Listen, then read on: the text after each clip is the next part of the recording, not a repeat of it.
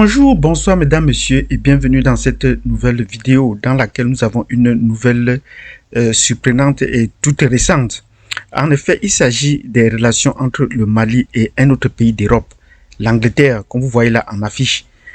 Pour faire un briefing, il faut comprendre que l'Angleterre n'a de relations avec les pays africains que sur le plan économique, notamment sur le transport aérien et l'exportation de certains produits de l'Afrique de l'Est.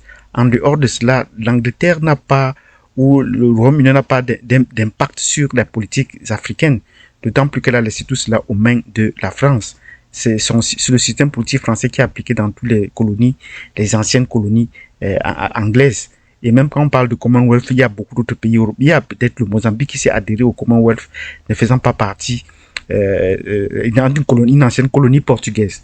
Mais ce matin, nous allons analyser la décision du président Assimi Goïta, qui continue de réagir comme militaire, et nous disons bravo.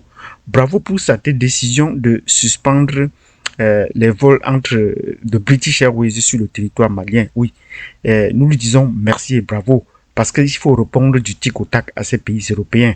Après la France, c'est le cas maintenant de l'Angleterre de passer à la trappe. Donc, les vols sont suspendus et il y a une tension diplomatique qui remonte depuis la mort de Ibrahim Boubacar Keïta.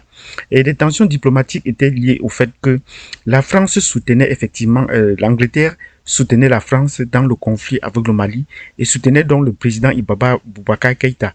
Et même dans le cadre de la conquête de l'Afrique pour la domination, l'asservissement, l'Angleterre ne pouvait que soutenir, comme ils sont très solidaires dans l'asservissement de l'Afrique, l'Angleterre ne pouvait soutenir que la France, même si elle a quitté l'Union européenne. Donc aujourd'hui, avec les tensions qui couvaient depuis, il ne fallait pas passer par quatre chemins. Nous connaissons désormais le mode opératoire du bravo colonel Assimi Goïta et du président du Mali. Nous connaissons son mode opératoire. Avant de négocier, il faut tout arrêter. Et c'est ce qu'il a fait aujourd'hui avec l'Angleterre. Et ce n'est pas le premier cas que l'Angleterre réagit, mais c'est la première fois qu'un pays francophone prend une telle décision contre une autre puissance européenne. Parce que chaque fois qu'il y avait des tensions, on trouvait toujours que c'était la France qui était aux manœuvres pour pouvoir négocier. Mais le Mali a pris maintenant une nouvelle gouvernance et a une façon maintenant de procéder qui ne surprend plus personne. Donc, on ne serait pas surpris dans les jours à venir la fin du franc CFA au Mali. Et le peuple a commencé déjà par réclamer. Et nous le disons bravo. Donc, ce qui se passe aujourd'hui avec le Mali, c'est déjà passé avec d'autres pays, mais ça n'avait pas le même impact parce que Assimi Goïta allait plus direct et plus sec.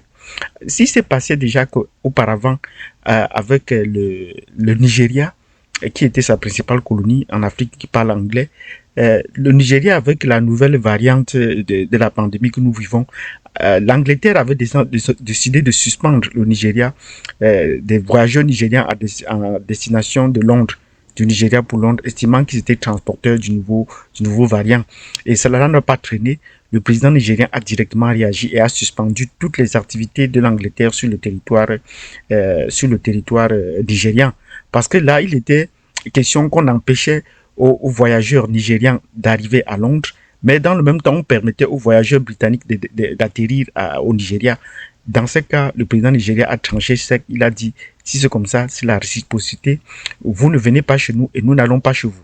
Et immédiatement, 48 heures après, la décision a été retardée. Et c'est la raison pour laquelle vous avez compris. Et l'Afrique du Sud et le Nigeria, le nouveau variant n'a pas eu beaucoup de bruit pour essayer d'isoler l'Afrique. Mais il était également question que dans les pays comme le Ghana, l'Angleterre a décidé, et surtout la compagnie British Airways a décidé qu'elle ne devait pas que les voyageurs en provenant du Ghana ne devaient plus atterrir à Londres, qu'ils devaient atterrir à Heathrow un peu plus loin. Et immédiatement, le président a pris la même décision. Ils avaient annoncé qu'ils allaient faire dans les jours plus tard.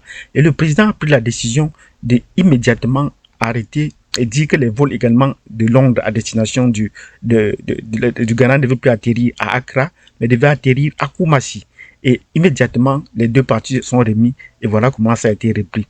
Donc nous disons bravo à Assimi Goïta pour avoir pris cette décision, se donne le temps de négocier et là on peut négocier maintenant à pas égale pour la sauvegarde de nos intérêts. Donc British Airways est suspendu de vol sur le territoire malien et nous disons bravo au colonel Assimi Goïta parce que même par eux, la France peut toujours passer pour essayer de nuire ou avoir tous les éléments dont ils ont besoin sur le territoire malien et pour nous nuire. Merci et nous vous donnons rendez-vous à la prochaine vidéo. Si vous avez apprécié cette vidéo, vous savez ce qu'il vous reste à faire. Abonnez-vous, cliquez sur la cloche de notification et surtout, mettez-nous beaucoup de pouces pour essayer de partager cette nouvelle pour que ça se répande le plus tôt. Parce que ce n'est qu'aujourd'hui que la décision a pris son effet. Les impacts, nous allons les analyser dans les jours à venir. Merci et à tantôt.